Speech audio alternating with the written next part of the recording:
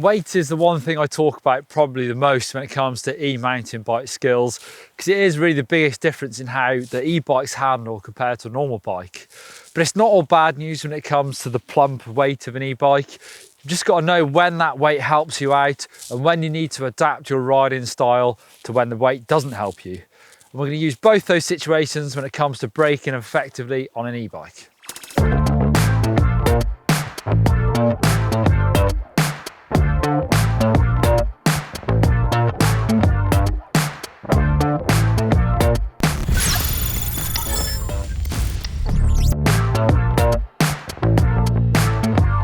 E-bikes come with big brakes to deal with the extra weight, and by that I mean downhill style brakes. So we've got SRAM codes on the Specialized, we've got Magura MT7s on the high bike. So they've got 4-pot calipers, so they offer a lot of pressure through the pads onto that rotor for max stopping power, and the biggest of the discs, so they tend to be 180mm and up. So the Specialized has actually 200mm rotors front and rear, so that offers big leverage with those big rotors for stopping power, but also they offer better heat dissipation than a smaller rotor.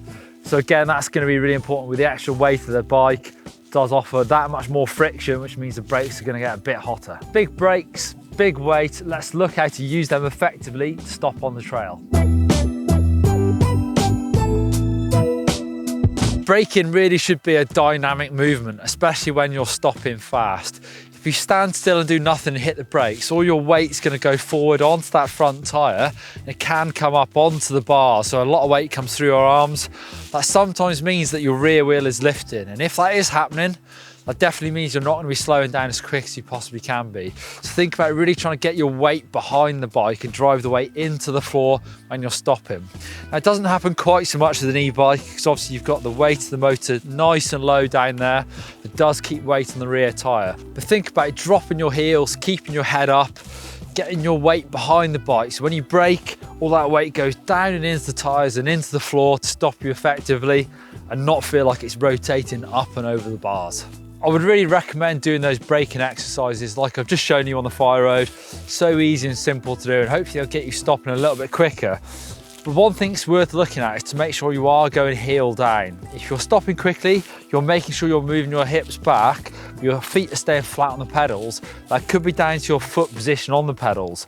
Sometimes if you're too far on your toes, your feet will be much more flat on the pedals. But if you shuffle them a little bit further forward, so the pedal axle comes up slightly behind the ball of my foot, you'll then naturally rise slightly more heels down, and you'll probably find that you can stop quicker as well. You should find that one finger braking gives you enough stopping power on an e-bike, even with that weight.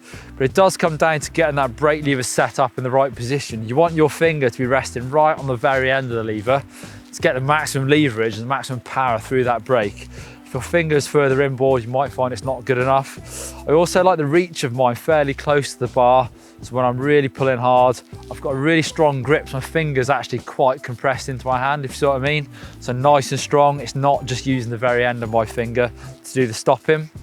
If you've got them set up for one finger, but you're still not finding enough power, it might be down to some contamination on the pads. So big weight does mean lots of grip, so that is going to help you with your stopping. But I think the main consideration when it comes to braking on an e-bike is just braking a little bit earlier. On a normal bike, I could probably get away with braking here for this corner, but it's probably a bike length earlier on an e-bike. Also, actually, these corners are kind of steep downhill, pretty loose. So once I've done my early braking, I'm actually going to have to drag my brakes through these turns just to control my speed. So obviously that weight again, if I let off for a second, I'd be going too fast. I'm not going to be able to slow that bike down again. Now, dragging brakes through corners isn't ideal, but sometimes you have to do it just to slow yourself down. There's two reasons why it's not very good. The first one is you can run out of grip pretty quick. If you're asking your tyre to slow you down and to corner, so you're just not going to be able to corner quite as fast.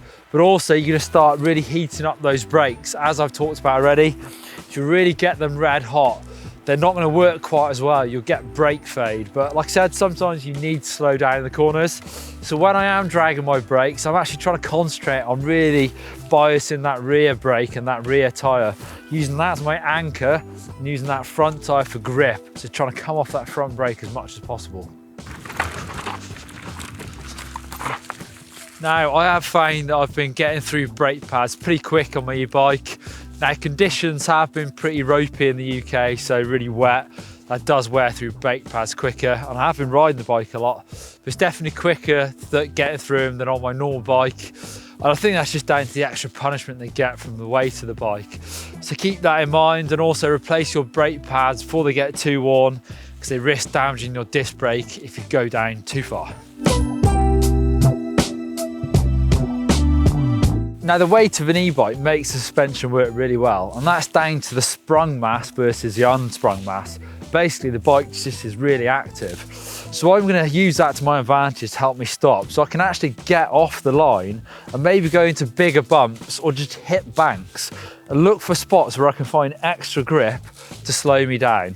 So it might be getting away from the most obvious and sometimes what looks the fastest line, but getting into those bumps, really being aggressive, getting that suspension working and helping me stop as quick as possible. So there's a few tips on how to effectively brake on your e-bike. It really is about dynamic movement on the bike, but also looking for parts of the terrain that are going to help you out, finding grip, using the best of your suspension and stopping quickly. But also it's a case of keeping on top of servicing your brakes. Definitely replacing your pads fairly often, but I've also found that I've been bleeding my brakes quite a lot because they do get hot, the oil does get contaminated eventually. So add those things up together, hopefully you'll be stopping very quickly. If you want to see some descending tips, click up there, give us a thumbs up if you love riding, even in the snow, and hit that subscribe button. Right, getting out of here before I get snowed in.